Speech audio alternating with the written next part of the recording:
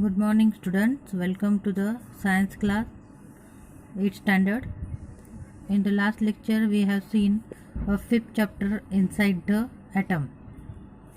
Beginning of this chapter we study the history of that structure of atom.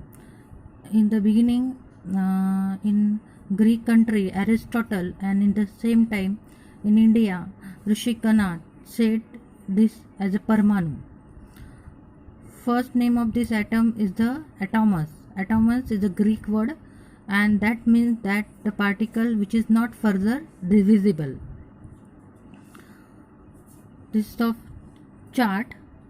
This is the some formula of compound like water, oxygen, helium, hydrogen, ammonia, nitrogen, methane, argon, neon and chlorine. Out of these substances, some are elements and some are compounds. You have to complete this chart by using different point like is it atom or a molecule. The smallest particle of element is an atom and the smallest particle of compound is a molecule. After that we see midway in 1803 Dalton's atomic theory. Dalton was the first scientist after Rishi Kanad and Aristotle that he stated that the atom is the smallest particle of any substance and it is the rigid particle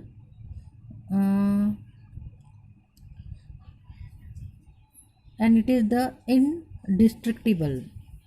indivisible and indestructible.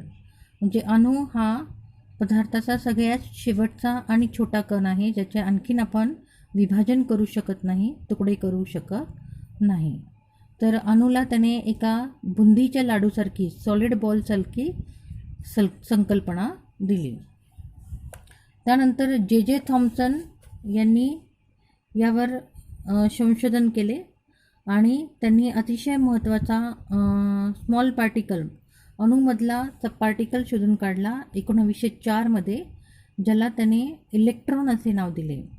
आणि त्यासाठी त्याने cathode ray ट्यूबचा वापर करून हे experiment केले. Thomson research the negative particles electron and for that discovery he also got the Nobel prize. His theory is also called as Thomson's plum pudding model of atom. So in the 1904, J.J. Thomson stated that the atom is the smallest particle of any substance, but inside the atom there is a negatively charged particle that are electron and also the positively charged particle. In 1911, one more scientist named Rutherford studied the inside of atom by his celebrated scattering experiment and put forth the nuclear model of atom in the year 1911. Rutherford took a very thin gold foil for his experiment and he bombarded the alpha particles which are positively charged. Look at the figure 5.4. Name of that experiment is the Rutherford scattering experiment. He bombarded the alpha particles to the golden foil of very thin and thin. According to his conclusion, he stated that all alpha particles may come back after bombarding, but that doesn't happen. Some particles intersect that gold foil, but at the center of that gold foil at teeny edge some alpha rays are come back in the same way. And from that experiment he states the nuclear atomic model, and according to Rutherford's nuclear atomic model there is a positively charged nucleus at the center of an atom. Almost the entire mass of the atom is concentrated in the nucleus. रुदरफोर्डच्या atomic nuclear थेअरीवरनं त्याने हे संशोधन केले की अणूच्या मध्यभागी निश्चितच काहीतरी मॅसिव्ह पार्ट आहे, म्हणजे वजनदार असा सेंटर आहे ज्याला त्याने न्यूक्लियस नाव दिलं आणि त्यामध्ये पॉझिटिव्हली चार्ज त्याने केंद्रकाला सांगितले. आणि निगेटिव्हली चार्ज जे पार्टिकल आहे ज्याला इलेक्ट्रॉन नाव आहे ते त्या न्यूक्लियसच्या सभोवताली फिरतात. The total negative charge on all the electron is equal to the positive charge on the nucleus. As the opposite charges are balanced, the atom is electrically neutral. रुदरफोर्डने हे state केले की सेंटर म्हणजे न्यूक्लियसमध्ये असणारा पॉझिटिव्ह चार्ज आणि त्या न्यूक्लियसच्या गोलाकार आजूबाजूला फिरणारे इलेक्ट्रॉन्स हे संख्येने सारख्याच असल्यामुळे ॲटम हा इलेक्ट्रॉनदृष्ट्या विद्युतप्रभारदृष्ट्या उदासीन आहे. रुदरफोर्डच्या या कार्याबद्दल त्याला नोबेल पारितोषिक देऊन सन्मानित करण्यात आलं. नाव यूज युअर ब्रेन पॉवर. हे 5 प्रश्न तुम्ही मागच्या वेळेसही मी तुम्हाला सांगितले होते प्रश्नोत्तरं लिहायला, तुम्ही आताही ते प्रश्नोत्तर लिहिणार आहे. An established law of physics or electrically charged body is revolving in a circular orbit. Its energy decreases. According to this law, the atom described in Rutherford's model turns out to be unstable. In reality, however, all atoms except radioactive atoms are stable. The shortcoming of Rutherford's atomic model was removed by the atomic model put forth by Niels Bohr in the year 1913. त्याच्या पुढचा शिष्य म्हणजे रुदरफोर्डचा शिष्य होता Nils bore. त्यांनी 1913मध्ये आणखीन एक नवीन stable orbit atomic model theory put केली. रुदरफोर्डने अतिशय महत्त्वाचा शोध लावला तो म्हणजे अणूमध्ये असणाऱ्या केंद्रकाचा आणि केंद्रकात असणाऱ्या धनप्रभारित पॉझिटिव्ह चार्ज प्रोटॉनचा. त्याचप्रमाणे इलेक्ट्रॉनचा शोध जे थॉम्सन यांनी पहिले लावलेलाच होता आणि रुदरफोर्डच्या सांगण्यानुसार न्यूक्लियसच्या भोवती फिरणारे जे ऋणप्रभारित कण असतात इलेक्ट्रॉन त्यांची ऑर्बिट मात्र रुदरफोर्डला फिक्स करता आली नाही आणि एका stable orbit atomic theory Niels Bohr यांनी 1913मध्ये लावली. Danish scientist Niels Bohr explain the stability of atom by putting four stable orbit atomic model. The important postulates of Bohr's atomic model are as follows.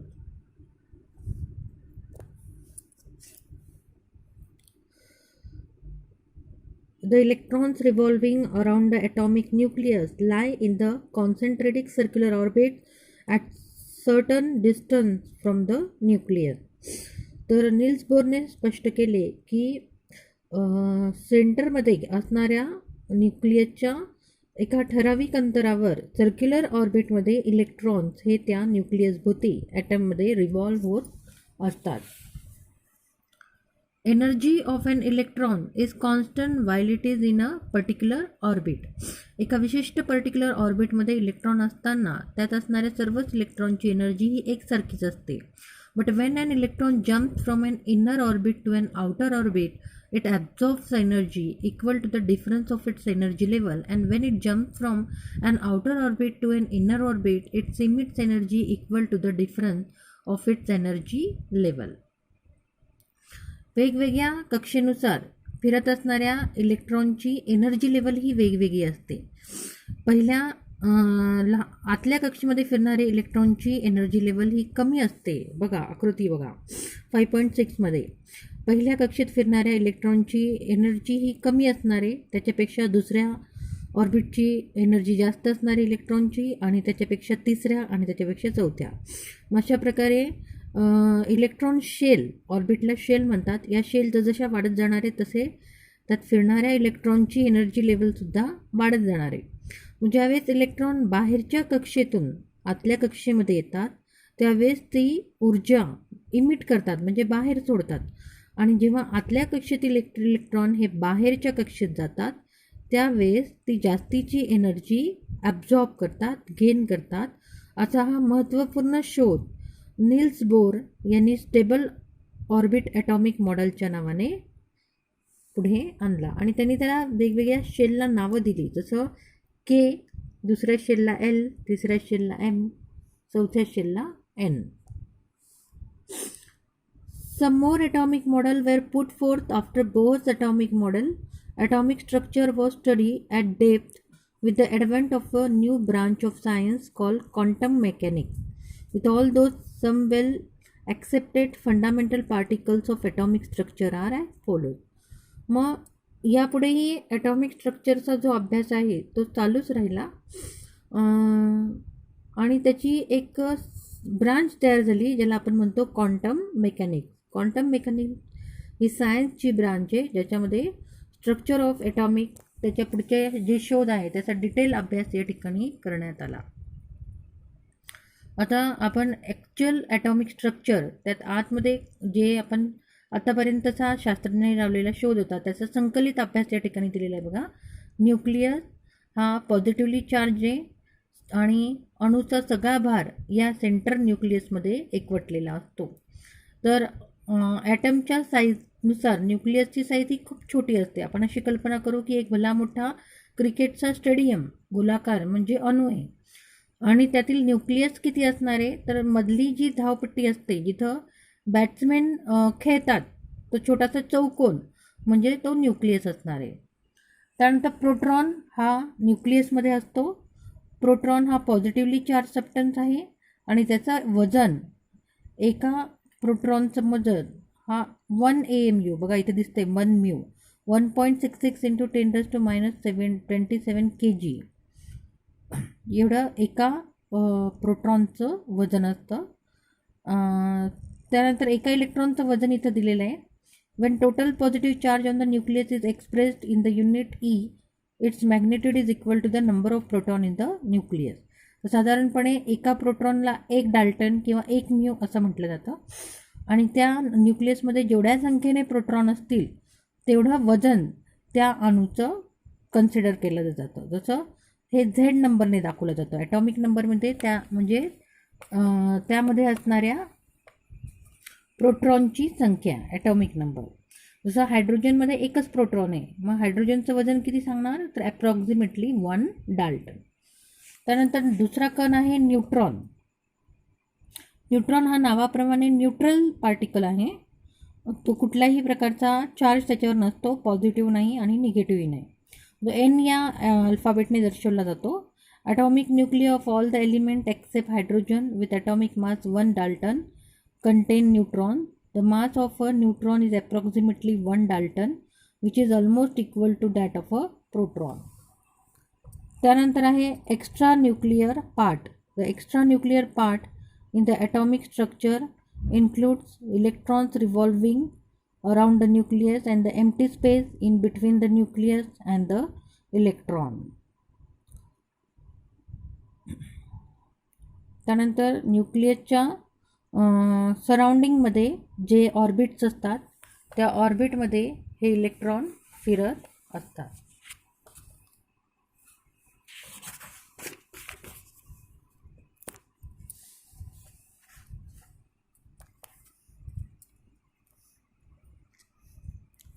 त्यानंतर अतिशय महत्त्वाचा तिसरा घटक आहे electron.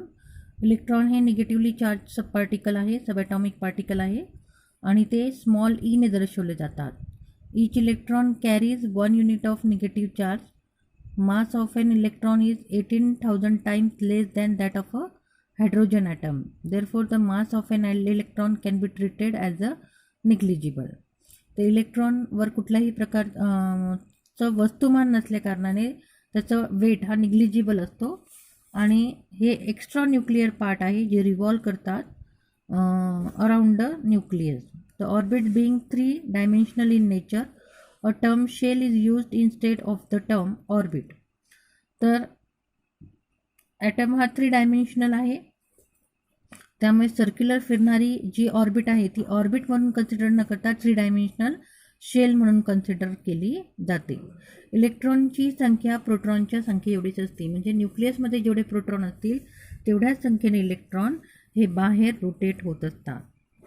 Use your brain power हे प्रश्नोत्तरंसुद्धा तुम्ही सोडवायची आहेत.